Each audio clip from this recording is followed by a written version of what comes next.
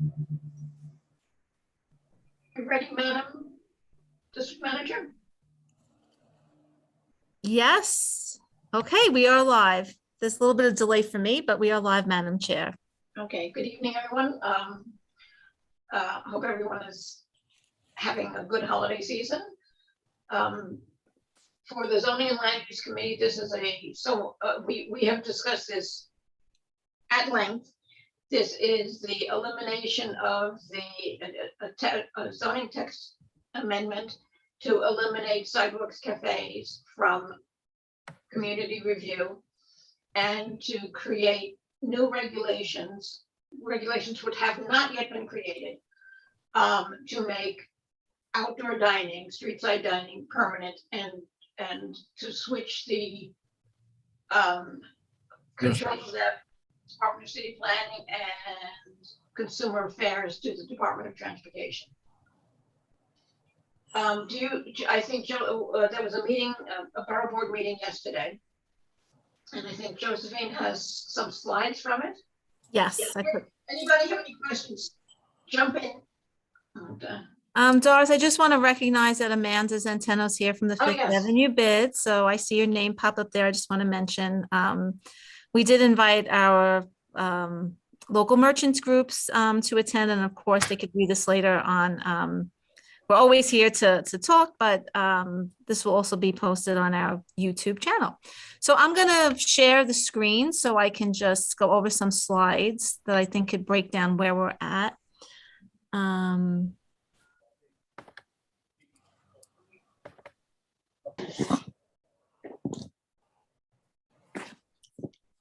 Okay, so can everyone see the slides? Let's see. A little bit better so I can see it. Okay, so open restaurants, the permanent program. We're here tonight to talk about what the next steps are, as were explained to us in a briefing meeting yesterday at the Brooklyn Borough Board. So just by way of background, because we now have members of the Traffic and Transportation Committee, and I know that we all listened diligently to our Zoning and Land Use Committee report, and the board did vote on this a few months ago when it reviewed the citywide open restaurant text amendment. Just a little bit of background. So open restaurant seeks to establish the rules of a new permanent program, which consistent with New York City Council's local law 114's authorization. The program would consist of both roadway seating program and improvements to and transfer of authority for sidewalk cafes, which now currently rests with the Department of Consumer and Worker Protection, formerly the Department of Consumer Affairs, to be managed by DOT rules, which are in the process of being developed. So the Department of City Planning on November 15th took all of the input that was provided by community boards and the 5 borough boards who were interested in providing comments on the text amendment. And it culminated to a vote. We heard yesterday at the borough board that 30 community boards citywide voted unfavorably for various reasons. So lots of the conversations were about, community board input and sharing various opinions of what individual boards were experiencing in their districts. So City Planning Chair Laramont noted that prior to the City Planning Commission vote, that in response to public input, the recommendation is updated so that changes to the zoning resolution will not take effect until the DOT program is finalized and ready to go. She went on to say that the program will be guided by coming legislation and a rigorous public engagement process that will establish clear design guidelines and rules. City Planning, she said, looks forward to continuing to work with DOT colleagues and the public to develop a program that balances the use of our streets and sidewalks for all users and makes New York City streets the best in the world. And then Vice Chair Knuckles, I thought, had some good comments during the vote. He said that he recognized the role of open restaurants, economic well-being of our city, in speaking about the pandemic. I nonetheless had some trepidation about this amendment with the following expectations. One, locational criteria around sidewalk restaurants will be rigorously enforced by the Department of Transportation. Two, the advisory role of community boards will be considered and respected, since that is the tribunal that neighborhoods would look to with concerns about the operation of sidewalk and roadside restaurants. And three, quality of life enforcement raised by communities, the expectation that those three areas will be rigorously enforced. And then he voted yes. So the vote of the Planning Commission was unanimous. And that brought us to yesterday's meeting that Doris mentioned, where we received an update on the open restaurants permanent program design guidelines that was presented at the Brooklyn Borough Board. And in attendance were both Department of Transportation and Department of City Planning representatives. Okay, could you just leave that slide for 1 sec? I have a comment. Yes. It's amazing that in every slide that they show us about open restaurants, there are no pedestrians, there are no cars, there are no buses. Yeah, They live in a world that we do not have in community board town. It's the most idyllic situation. that's Upper West Side Manhattan, Yeah. Yeah. Broadway on the Upper West Side. Just picture it. Yeah, West 85th, it's like West 85th Street looks like. Okay, so I'm gonna move ahead. So DOT and DCP have put together this permanent program timeline. So it starts with the City Planning Commission vote that we spoke about that happened on November 15th. And then the City Council, so once the Planning Commission votes, it's then referred to the City Council for adoption. And on this timeline, it says, and this is from a slide that was presented to us, it says early 2022, but during the course of the meeting, it was explained that that could happen as soon as the end of December. I did reach out to Councilman Brannon's office and spoke to Michael Sheldon, and he's going to find out for us. But right now, we believe it is going to take place at the last stated meeting, which is December 23rd. But that's not in stone. We'll still have to figure that out and get back to everyone. So next is the design engagement process, which they expect to take place from now to March of 22. They are going to put together those draft design guidelines in March of 22. And the CAPA process, which is the rulemaking process that an agency goes through when it sets rules, begins in the late spring. And then if you see that little pink arrow at the end, the transition process would begin in 23. So in attendance from the Department of City Planning was Eric Gregory. And he spoke about how the City Planning Commission referred the open restaurant text amendment to the City Council. And as I said, right now, it's looking like it's going to happen December 23rd. The design engagement process is published on the DOT's website. I did send those links out to board members. It's ramping up now and will culminate with draft guidelines to feed into the rulemaking process. He also mentioned that DCP, the Department of City Planning, would be taking feedback they heard during the public review process for the text amendment as they continue to formulate the permanent program. And he spoke a little bit about the design engagement process. They're really looking to what role design will play as they formulate the permanent program, which will not only provide very clear design guidelines, but also a thorough application and robust enforcement. Because what he was saying too is that businesses were saying, during the pandemic, it was very fluid. Lots of businesses complained that the rules, were ever changing, and, they hope for a smoother process for the permanent program. So here we are again, the permanent open restaurants program. And so the presentation then was turned over to the DOT representative, who explained that DOT administers both the sidewalk and the roadway seating program. This is going to be available citywide. Again, more robust, fine-tuned sidewalk, clear path, and roadway siting criteria. They strongly made it a point to say there would be interagency coordination on enforcement issues. DOT will enforce barriers, clear path, ADA compliance, amplified sound devices, speakers, radios. NYPD will continue to enforce noise. DSNY will continue to be responsible for garbage removal, and DOT will work with Department of Health and Mental Hygiene to enforce food safety rules. Emily Weidenhoff, who was the Department of Transportation rep, spoke about the permanent design guideline goals. First was she spoke about accessibility, which would require setups that are inclusive to all users.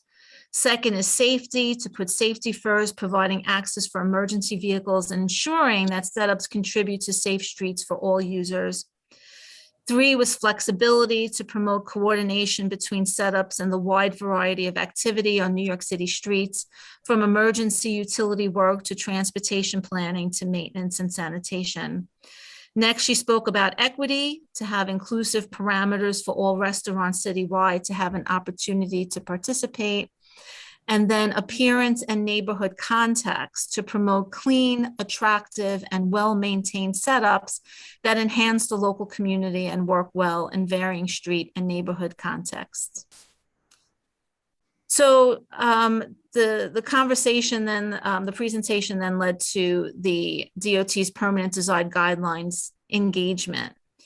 And she spoke about the engagement partners as being sister agencies, the FDNY, NYPD, DSNY, which is Department of Sanitation, DOH-MH is the Department of Health and Mental Hygiene, SBS is Small Business Services, and they are meeting regularly to discuss, to identify key issues.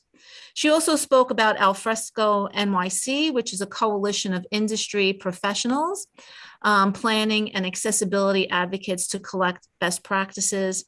She spoke about the public survey, which also I did email out the link. It's accessible on the DOT's website, and they have already to date received over 6,000 responses. She then mentioned virtual public roundtables, which will be hosted by the Department of Transportation and the Department of City Planning. And they have put together a one-page brochure, which is also available on their website. So here is a snapshot of the calendar, in formulating the design guidelines. So the Borough Board and Service Cabinet meetings, actually, these are just the Borough Board meetings because cabinet meetings have not yet been, we haven't heard of a presentation yet for the cabinet meeting on this program.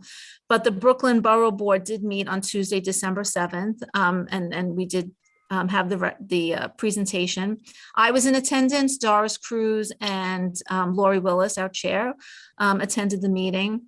They have already announced the dates of their virtual public roundtables, only 2, on Tuesday, January 11th from 12 to 1:30, and Wednesday, January 12th from 6 to 7:30.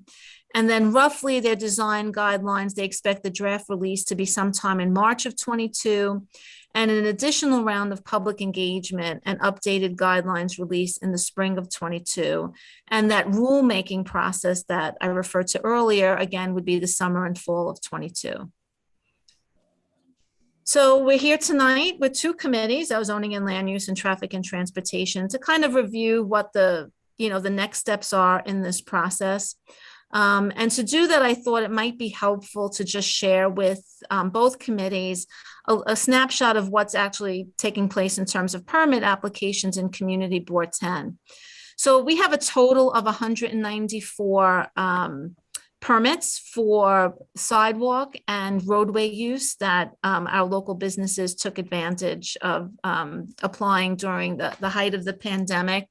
I'll be honest with board members, I didn't, go out to look at all 194, but we know many of them, as you can see on the map to the left here, this is Community District 10, and you can see that really the bulk of, the greatest concentration of open restaurant, sidewalk, and roadway applications are within 11209 in Bay Ridge, with 151 total open restaurant permits, both sidewalk and roadway 81.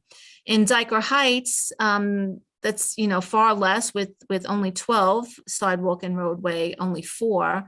11219 and 20, also, relatively small within Ward 10 in the north of the district. There were 11 in 19 and 20 in 20, which is the northern end of Bay Ridge. So we looked a little at some of the data when we reviewed the Department of City Planning's text amendment. And we just noted what, many have talked about, is that there was a marked increase in noise complaints relating to eating and drinking establishments. From March of 2020 till July of 21, there were 1,390 noise complaints in Community District 10 compared to 217 in the prior year pre-pandemic. Also, since the start of the outdoor dining in the summer of 20, there were 204 sidewalk obstruction complaints relating to outdoor dining restaurants in Community Board 10. The full board did vote on the citywide text amendment and raised concerns about the removal of zoning regulations, the removal of community review, specifically the deletion of sidewalk, cafe, clear path, and location requirements from the zoning resolution. We also, stress that it takes away public input review as to seating placement for sidewalk cafes in residential districts. The roadway curbside cafe applications will not be subject to public review. So these are our comments that we shared with the Department of City Planning. We also went over points that we're giving up public space for private use. We had major concerns about the lack of input from other agencies. The clear path requirements weren't clear when we reviewed it, the quality of life and environmental concerns for the non-restaurant public.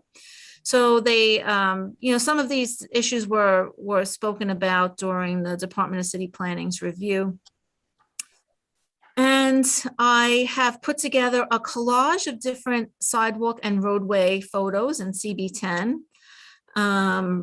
So we do have, they're not all eating and drinking establishments. We do have some drinking only establishments that have also applied for roadway usage. We have some sidewalk cafe examples. Along Fifth Avenue, we have many, some we've called about that have not been well taken care of. We have others that are like this one. This is Lone Star's new outdoor. We can see it has windows and doors, and it's like a building outside on the public street. We have some that we get complaints that are not being currently utilized, that are being used for storage. Trash continues to be an issue at many locations. There's still a question of, the difficulty in getting some of those that are in disrepair, getting cleaned up by the Department of Sanitation. That one looks like it's in front of a cell phone store too. Is that like?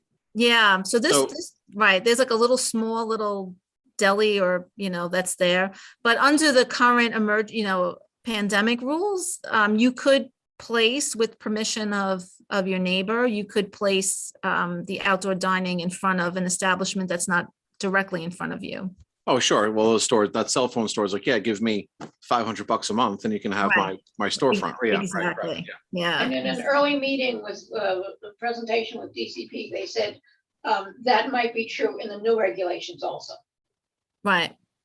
So this is 4th Avenue. This is Fushimi to the left. We took this picture because, we had received calls about, obstruction to the main roadway. So we went to look to, actually, these photos were taken in the last 2 days. The majority of these photos were taken in the last couple of days. To the right is the, also on 4th Avenue, which we asked, sanitation to remove. It's not really in good repair. This is 112. Oh, this is also 4th Avenue, Positano. This is an example of, the increase of occupancy that was added to the restaurants now having indoor and outdoor dining. You know, there's continuously a row of double parked cars for valet parking, which we often, as you know, here on the committees get complaints about.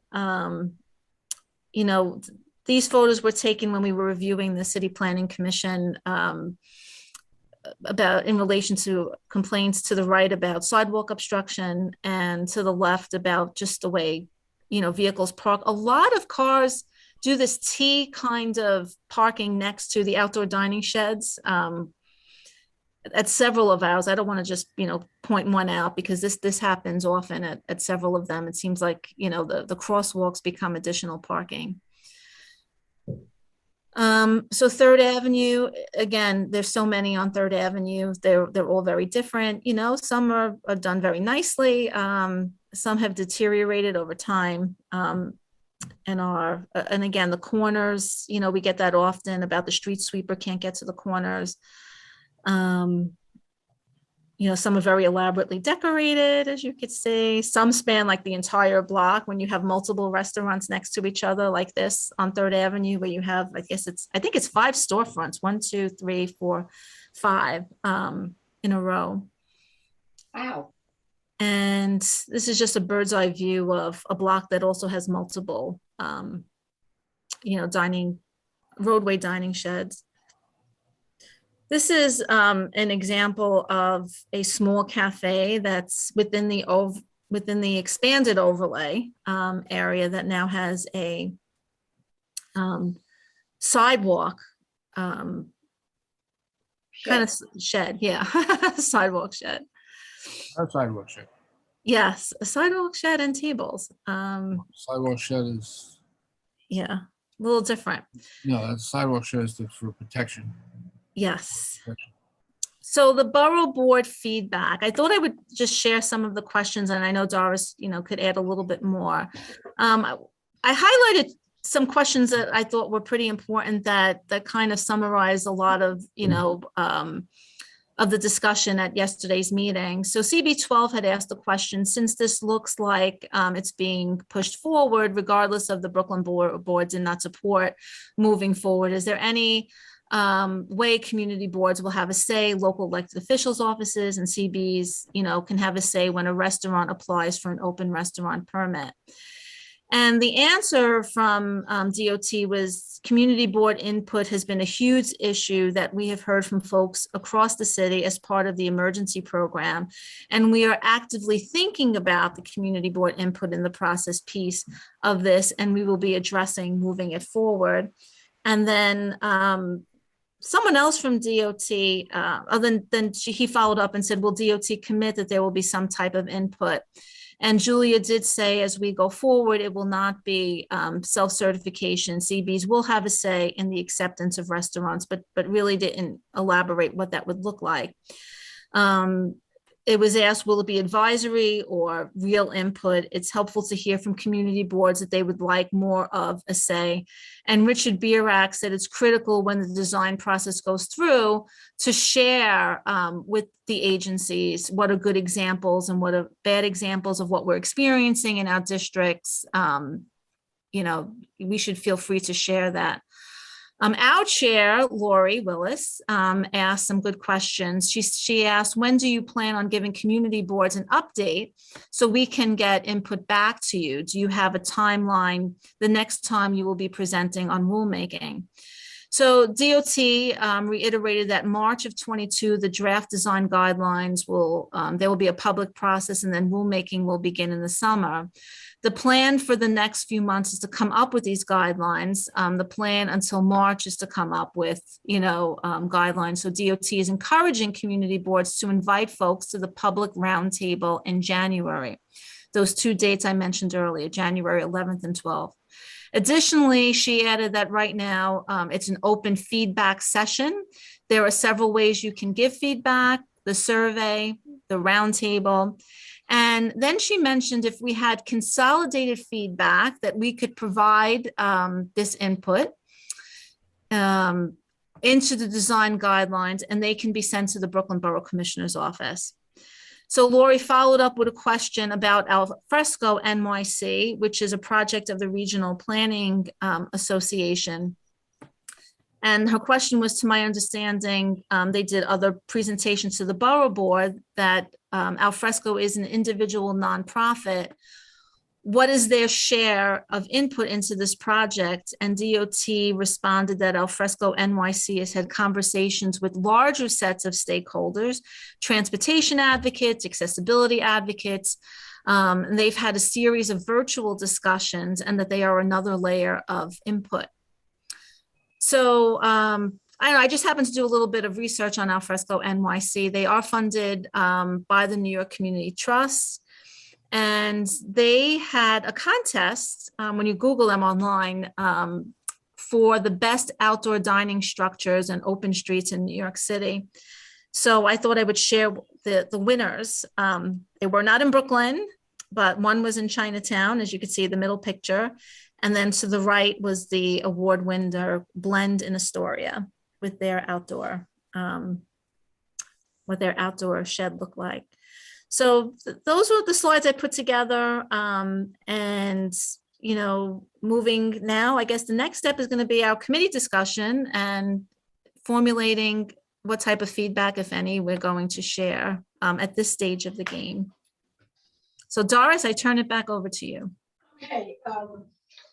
One of the things that came up several times in discussion at the Borough Board meeting was that this is a fait accompli. It has not been voted on by the City Council yet, but the agencies are moving ahead like it is a done deal. And there is very definitely very little community involvement. We do not know what kind of discussions they have had with Al Fresco, because unlike community meetings, which are open to the public and are recorded, we have no information about any discussions with Al Fresco.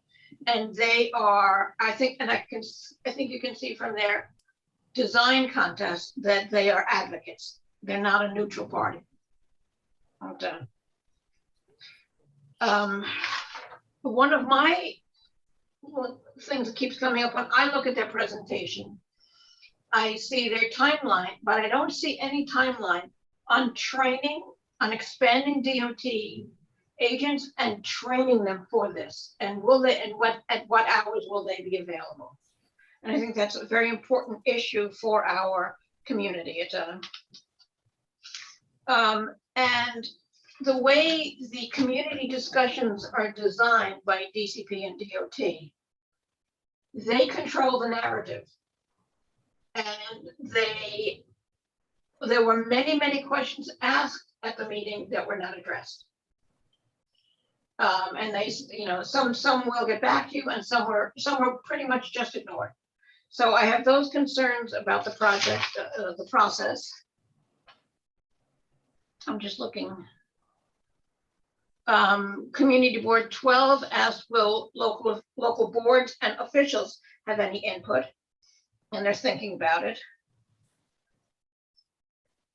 One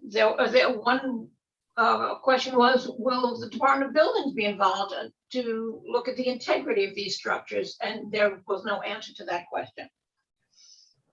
There was a very active advocacy group, community advocacy group, the Berry Street Alliance in Williamsburg, and they said, we have had 10 hours of meetings on this and you're giving us an hour. We do not think that's ample time to address this.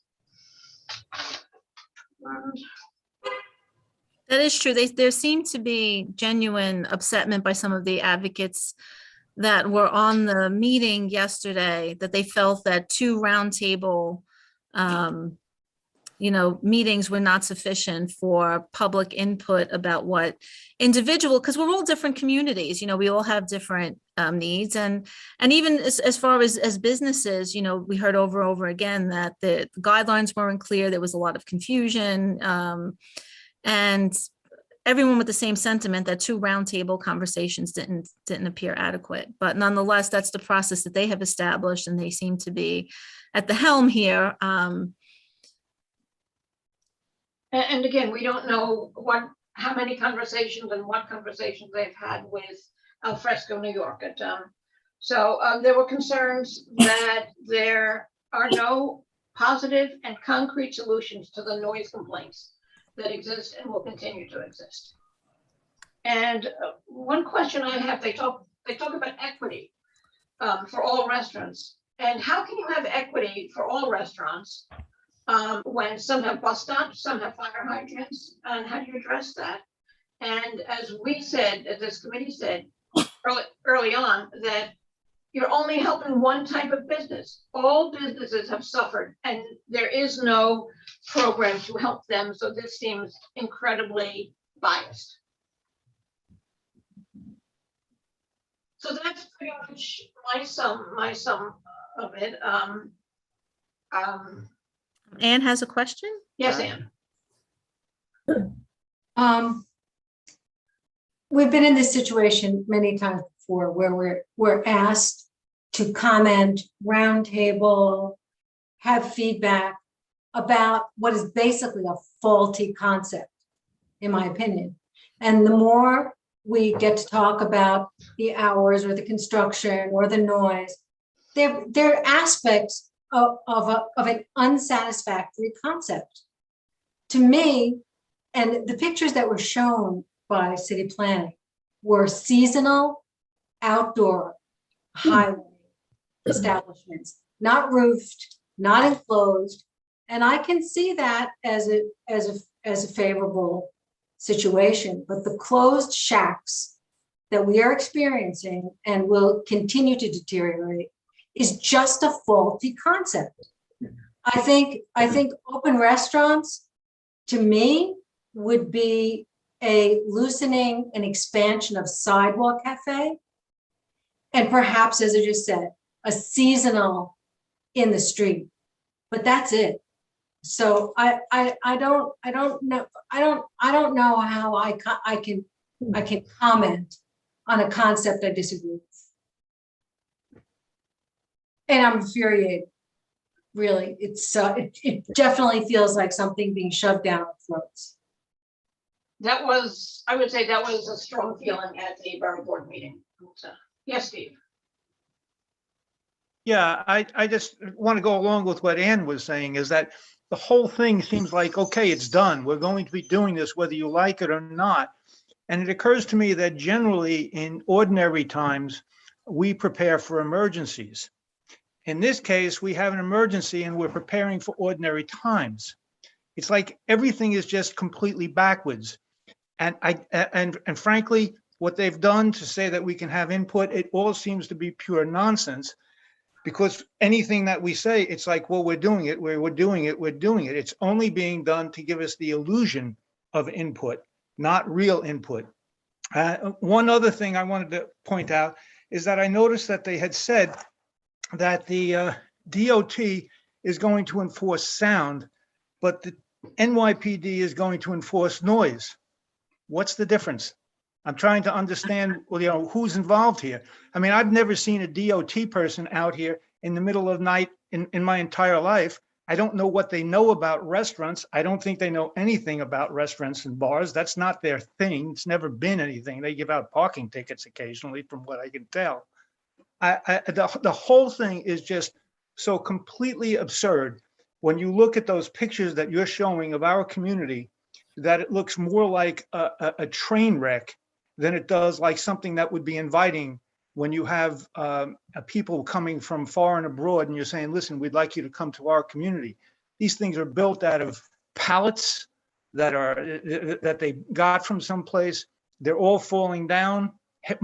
I mean, a lot of them. I agree 100% with what Ann is saying, is that we're going, we're looking at a concept that is so bad that I don't know if you can in any way in the world put lipstick on this pig. It is ridiculous. I think that sums it up. Okay, we have lots of hands up. Anthony? Okay. Stephanie.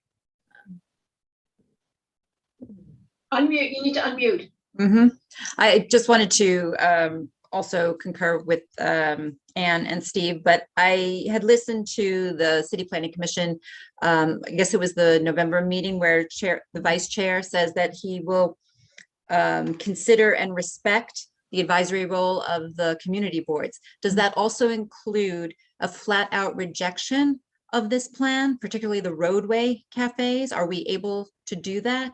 No, No. no, because in his vote, so right after that statement, he said, I vote yes. Yes. Moving it to the next step, which includes the roadway and sidewalk cafe program. I mean, it made very clear to us that no, both are moving forward. And so no. But there is an Article 78. I want everyone to know too. I don't think we mentioned that.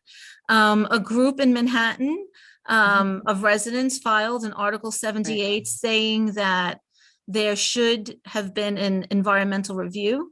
It was 131 pages. I didn't read it, but it was part of that packet that I included. There was a link to the Article 78 because a question was mentioned about environmental review and impacts during yesterday's meeting. And she said she couldn't discuss it because there's a pending lawsuit. So I don't know if that pending lawsuit, changes what the impact of a decision would be. But she did mention there's a pending lawsuit. Steve, unmute yourself. We need to hear you laugh at that. Are you kidding me? I mean, like I know a little bit about Article 78, and I have absolutely no understanding as to why you can't discuss an Article 78 when you filed all your papers. I mean, it's perfectly legitimate. And it would seem to me that what she'd be looking for more than anything else would be have more people joining the Article 78. And the only way that you're going to join an Article 78 is if you can talk to the people who have the Article 78 going right now. I think that, like if we're talking about a pro bono,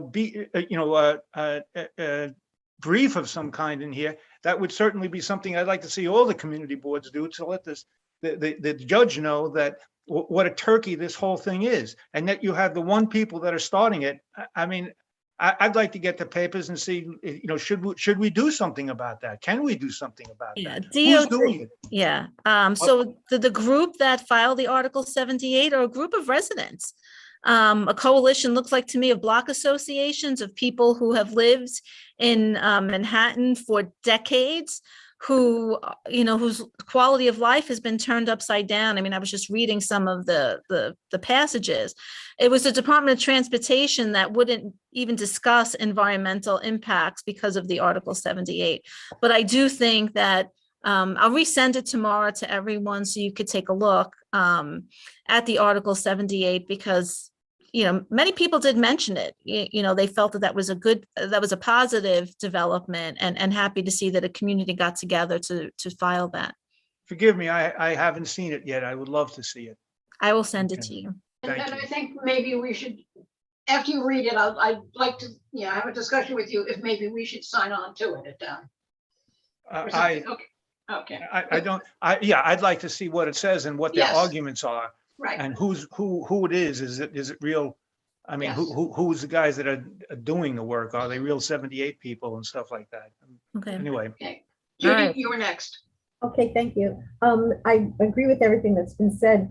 I want to move towards what we can do as a community board, because I think if we clearly, one of the things the injustice that Doris pointed out, that this favors or biases or interest of restaurants, but it has to be hurting the other businesses. And we as anyone who lives off 3rd Avenue, Steve and I do, we see the impact. The parking has gotten much more intense. The filth is intense, and people have taken advantage. I remember when it first started during COVID, it was like refreshing to see those things. And because we always kind of pitching for the restaurants, let's see them survive, let's help them figure it out. But then that was during a warmer springtime.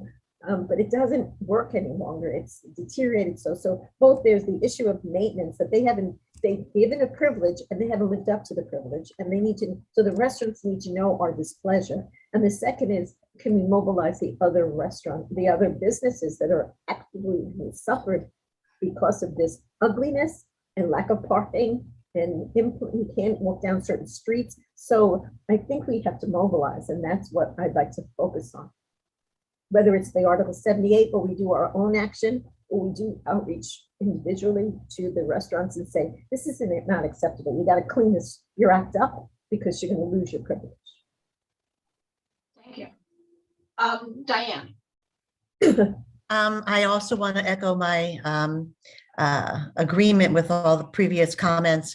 But I also like to point out, when these outdoor cafe structures were built, they were not supposed to be totally enclosed Yes. structures. And I feel that the businesses that have done this are simply taking advantage and expanding the number of tables and chairs that they can offer in their restaurants.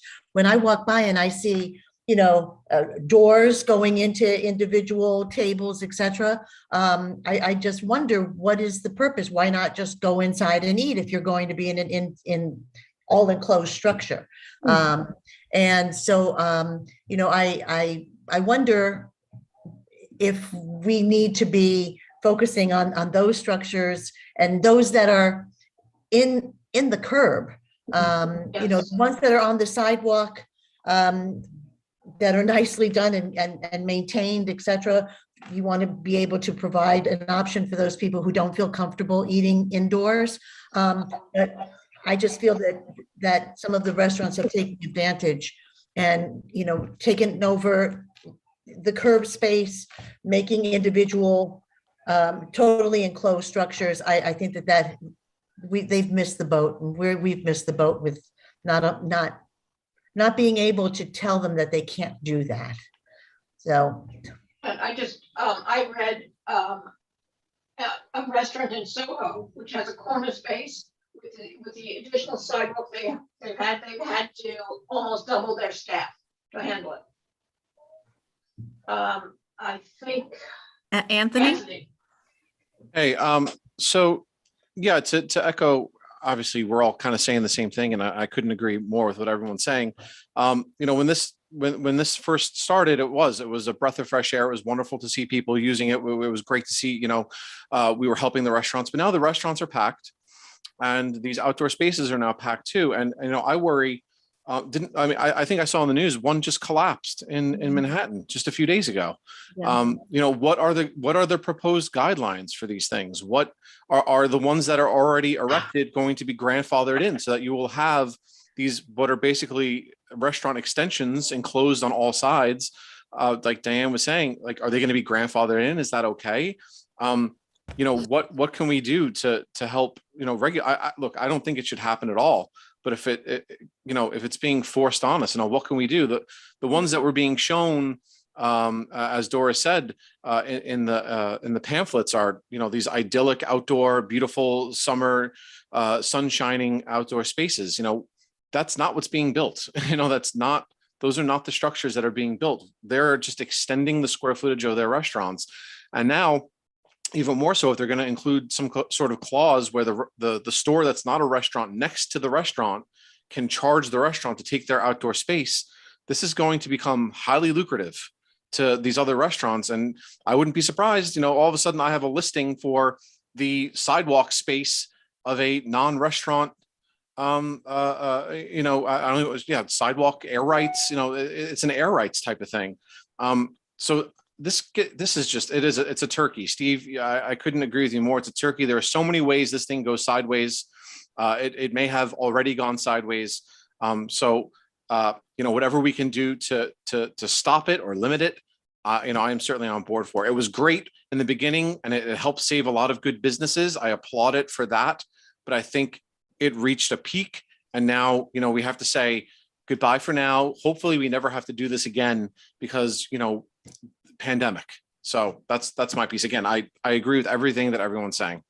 So what Richard Bierak said, or impressed upon the community boards that were in attendance at yesterday's meeting, was to kind of, that this was the time while the agency is looking at what the design would be moving forward, was to put together not only, text about what the feeling is amongst your individual community districts, but to actually illustrate that with photos and to send that in a formal way, even though we're not part of the formal process. It seems like we're not one of those sister agencies that are included in the process, but that is an option that we can certainly do if we wanted to, is to put that together, because, their goal right now is to look at the design.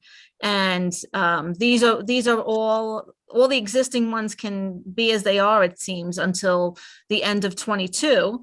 But then in 23, when this new design comes out, and I think from the description, they're looking for it to be more of a seasonal, but we just don't know what their design ideas are. A lot of these meetings haven't been public. We're going to have these 2 roundtables, but do we want to, as a community board, put together a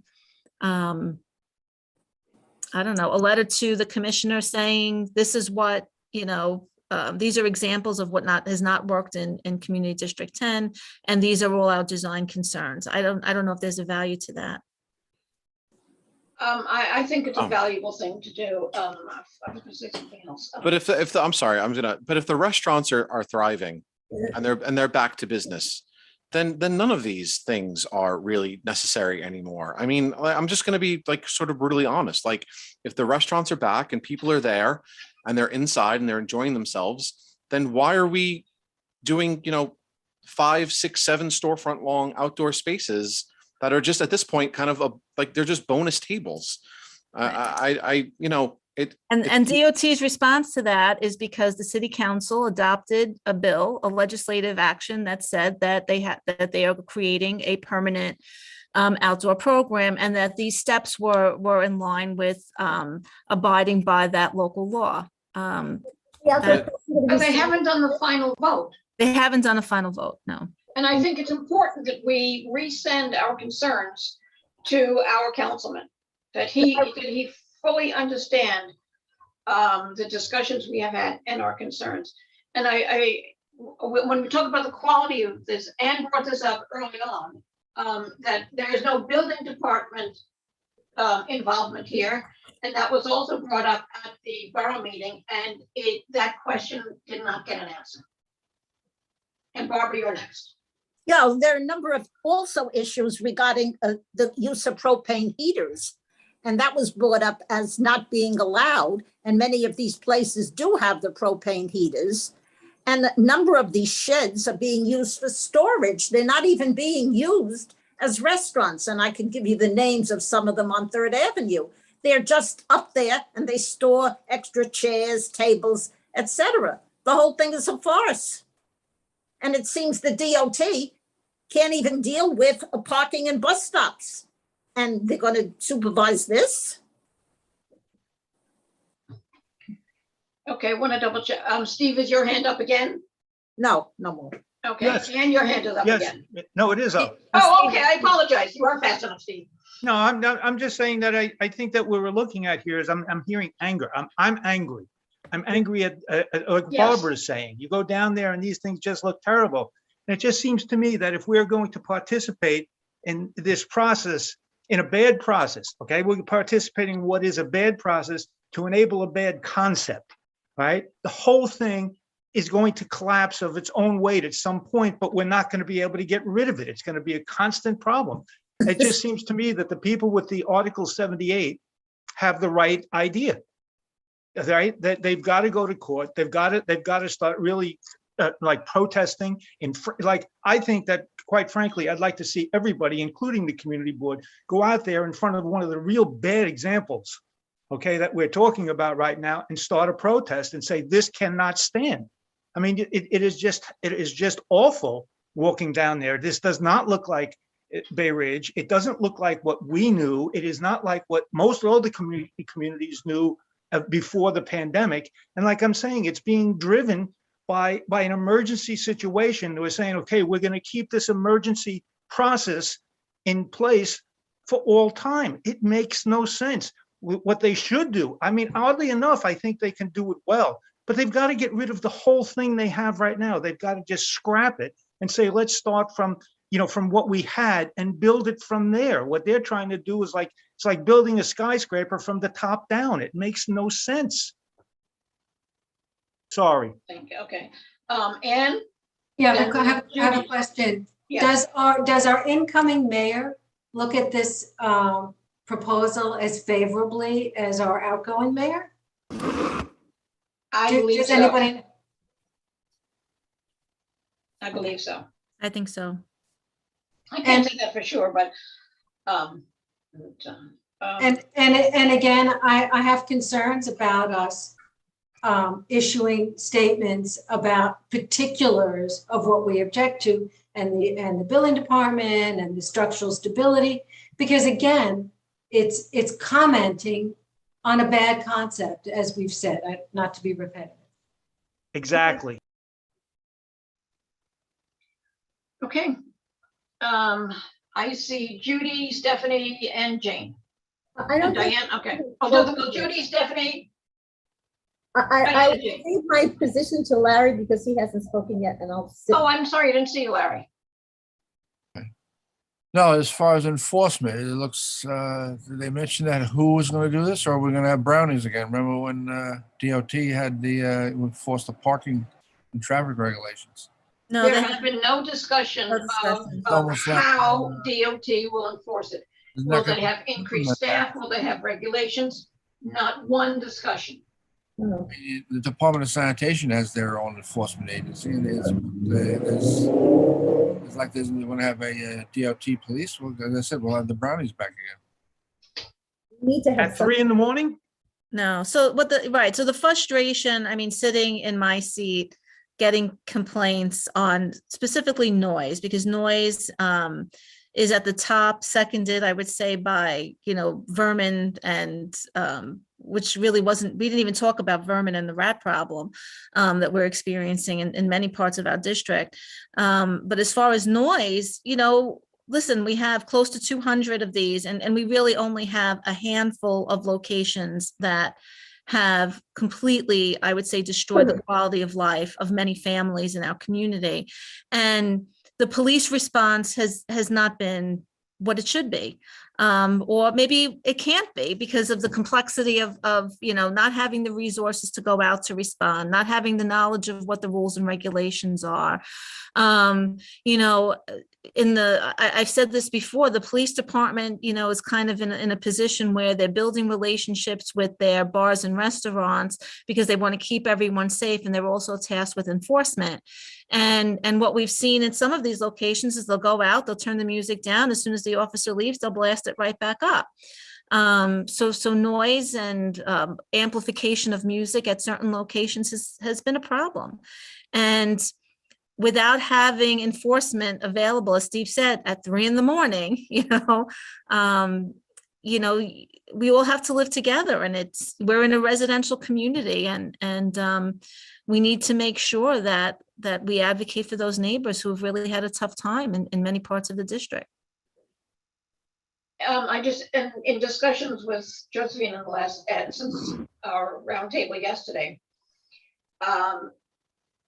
for some community boards, this is a very, very minor issue. They have very few restaurants. We have 194, which is huge. And perhaps we should ask that any community board with more than some defined number of outdoor establishments be given a seat at the table, because we really don't have a seat right now. Judy, Jane, and did I miss you again, Diane? Yeah. Okay. So I would like to make a motion that we do develop a letter with our objections, but I would refrain from doing any design input, because that's acknowledging that we would want to have some version of what's here now, and that we should advocate that if they want to have sidewalk dining, that it go back to the original sidewalk dining criteria that we had for outdoor cafes. That's all this is. And just because it's on the curb rather than on the sidewalk, it's still an obstruction and an impact on our lives. So, but I would never give them a picture or a design drawing or anything that would encourage them to continue the program on a permanent basis. So I'd like Bravo, to, Judy, bravo. Do we have a motion? No, well, wait, we have more discussion. Jane? You know, I just to once again, like, bring this back to the circle, that this was a response to the emergency situation, as Steve pointed out. This was absolutely a trying to come up with a solution to help our businesses and to help our businesses to stay afloat during such a difficult time. And we are still in changing times. We cannot forget that we are still in changing times. There was just vaccine mandates were announced just the other day. Things that are still developing, changing as we go along. So the permanency of anything at this point is very, very difficult to foresee into the future. And, you know, we have to respond to what we see in front of our community right now and what's been brought to our attention. And we see some that of these outdoor structures that are really gems in our community. And we see some that have become outdoor blight to our community, that they're in disrepair and there's no, as you pointed out with those pictures, Josephine, there doesn't seem to be any kind of a timeline or repercussion when structures are left that way, creating then the kinds of situations you mentioned where, you know, rodents and rats become an issue in the community because of the state of these outdoor structures. So, you know, I really want to thank the board members for all of this input and rich discussion about it, and really trying to work together to help make this something that we can look to our community and bring to uplift our community, not to pull our community down. Thank you. Diane? So my concern is also, and I meant to mention this before, you know, in the presentation, in the PowerPoint presentation, you know, it was noted that they will take upon advisement, et cetera. But based on the past actions of the DOT, where even if we voice our concerns about things, they just turn around and do whatever they want to do anyway. I'm afraid that all of these agencies might just do that. You know, we wholeheartly want to give them our best opinions and our suggestions, and they're just going to turn around and do whatever they want anyway. So I also agree that there should be something, a motion made, you know, to be able to be very, very stern and strict and to communicate the feelings of our community board and our community, that this permanency thing just doesn't work for us.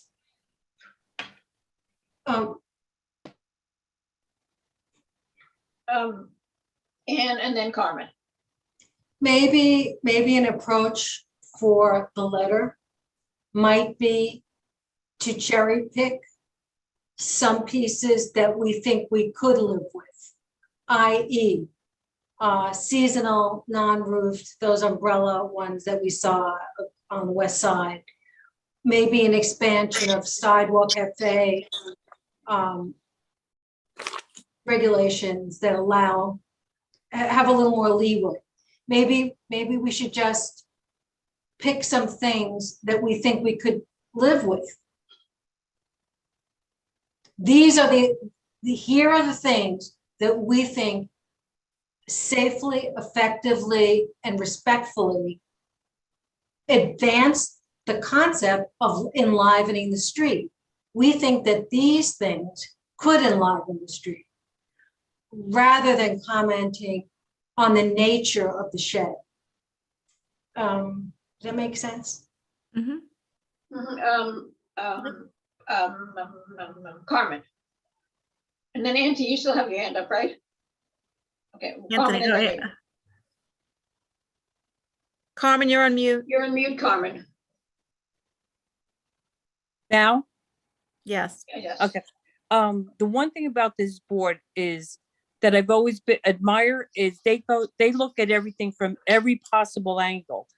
And it's already been proven that these city agencies are not maintaining and playing their part with this issue. And if it was seasonal, fine. But like when Josephine just said the rat problem, I didn't even know that was an additional problem. And it's already been proven that this is causing chaos in our neighborhood. And if it's not being controlled by the different agencies, now it's just going to get worse. And I'm sure Josephine probably has an array of other issues that we didn't even tackle from the residents that she can add to this letter saying you want to do this, but you're not doing anything to point it out. And I think we just need to have the position that, and it may not make us favorable in city council or other areas, saying there's problems and they're not being addressed and it's just going to become worse. And at least pointing out these issues and just standing our ground. And like Steve said, if we have to do an additional fight or project, then I think we have to. Because there's times I drive by or I walk by and I just wish I could even take some structures down myself. It just looks like a shanty town in some areas. So. I think pedestrian accessibility has seriously been impacted. Oh, yeah. There, it's totally impassable. Okay, Anthony, back to you. Yeah, I think we have to also just like sort of level the playing field here. It doesn't matter if it's a cafe, an extension that's well built and looks beautiful and has lots of decorations, or it's one that's falling apart. They're both doing the same thing. Just one looks better at doing it than the other, right? It's still taking up parking. It's still causing vermin. It's still pedestrians. It's still triple parked cars. It doesn't it's very nice that it might have been built very well. And that's awesome and good for the restaurant that they had that capability to build it to look beautiful and stuff. But I think all things being considered, they're doing the same thing. So to go back to what Dora said, I would definitely move towards a motion or to include in whatever kind of letter that we're going to write, that we have a seat at the table. We clearly have a high density of restaurants and bars that would be, that would fall into being able to have these things. We should have a seat. I mean, we're a different kind of neighborhood. We have more bars and restaurants per capita than some other neighborhoods. And I think it's important that we get in there because again, I don't think it matters what the kind of structure is. The fact that the structure is there is what's causing the problem. So whether it's well built or not well built, that's really the issue, that it exists at all. It was great when we had this emergency and we needed to support our neighbors, and I applaud that. It was quick thinking. It was great thinking. But to suggest that this is going to live on in some sort of permanency, again, it's the cart before the horse. It doesn't make any sense. So a seat at the table, I would certainly be in support of a motion to include that in whatever kind of feedback we're providing. Thank you. Steve. Yeah, you got me? Oh, yeah. Just two things. I think it was Judy that mentioned that we should do something that would talk to them about enliven. I might be wrong as to who used the word enliven. I think the last word we should be using right now is asking them to enliven it more than it already is, compared in view of what I see. But I get the concept, and I agree with saying we could do something better. That's it. And along those lines, something that I actually have spoken with about, and with a few people on the board here, is something that we really should look at real carefully. Number one, we are a residential community, okay? Vast majority of we have, in fact, virtually everything except for the 86th Street area is a residential district. And what we have on 3rd Avenue and 5th Avenue, which is where the bulk of the problem is that we've been speaking about tonight, is not, people tend to think of them as commercial zones. They're not. They're residential zones with a commercial overlay. And the purpose of the overlay, okay, is to support the people in the residential community, all right? It is not the other way around. And that's what's beginning to happen, is that the people in the community are expected to support the commercial community. In other words, the residents are supposed to say, yeah, you can do whatever you want down there. That's not right. That's not what it was intended for.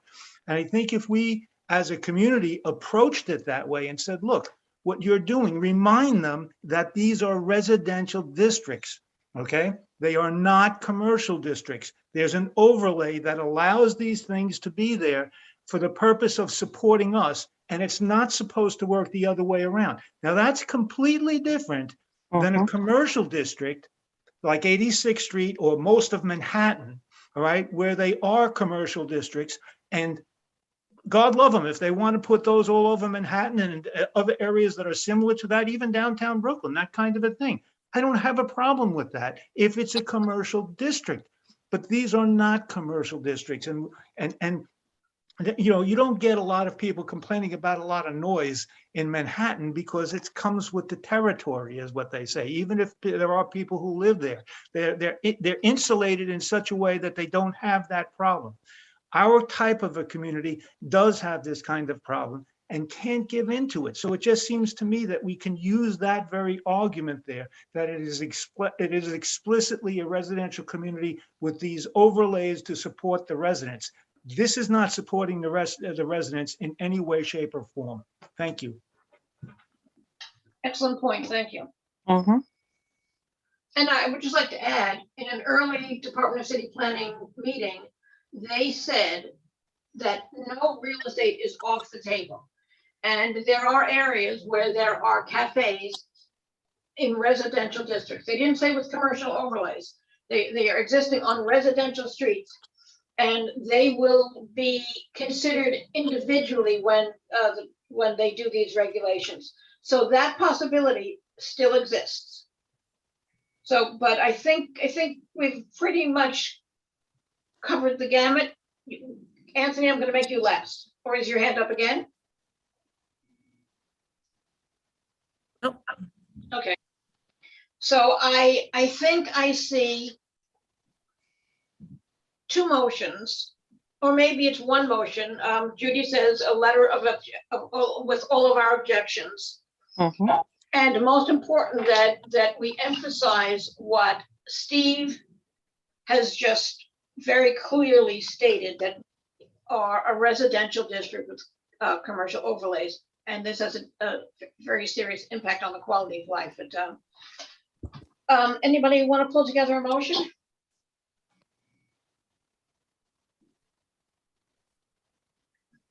Okay. I'll make a motion Okay. that we draft a letter to DOT outlining our objections. Objections conceptually on the concept is ill-advised and should be a seasonal outdoor dining that conforms with the existing regulations, and that the current program has serious detriments, which we will detail in a letter to DOT.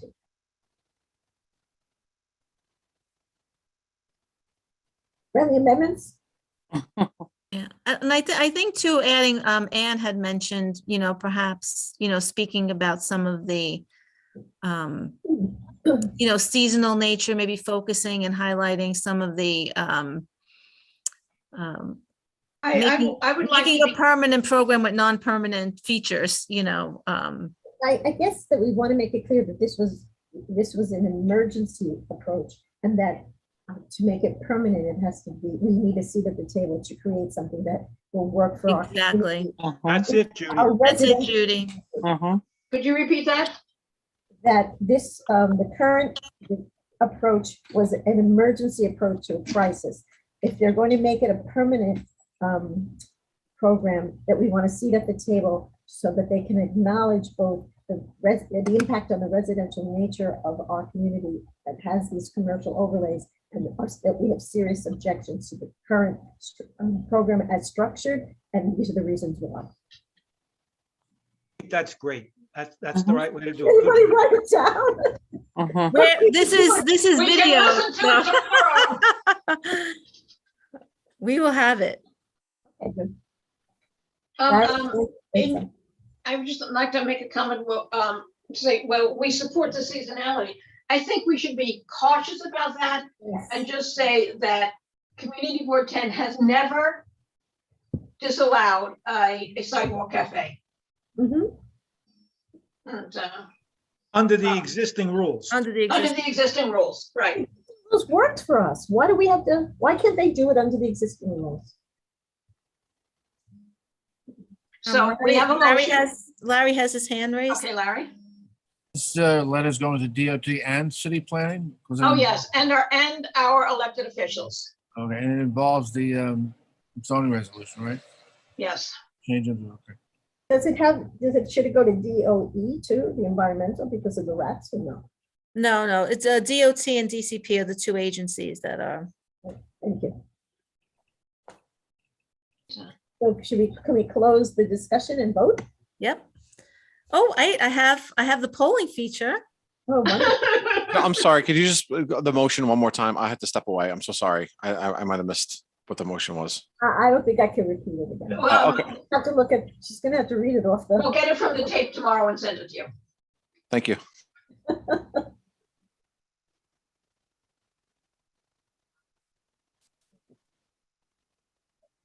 Does everyone see it? Yeah.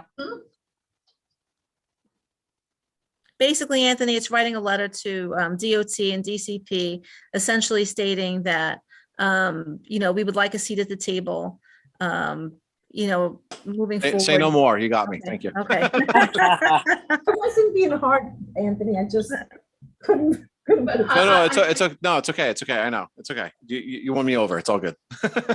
Will we get a chance to see this before it goes out though? Yes, I will work on it tomorrow. I will send it around for edits. No, I Don't would you just always? like to make a point that it's clear that from when we first started discussing this, and now we have a bigger discussion group, that we were opposed to this. And it has to be made clear to our councilmen how seriously this committee and the full board feels about this issue. Yes, that the concept is bad, that from the Right. beginning, it's a turkey. And like everybody's been saying here, that's got to start out saying, that's it. That being said, we realize you're going forward. Okay, so we want this stuff included as best we can. Something along those lines. Josephine, if you listen to the tape, listen to Anne's first comments, she put it beautifully. Okay, very good. Will Okay. do. Hmm.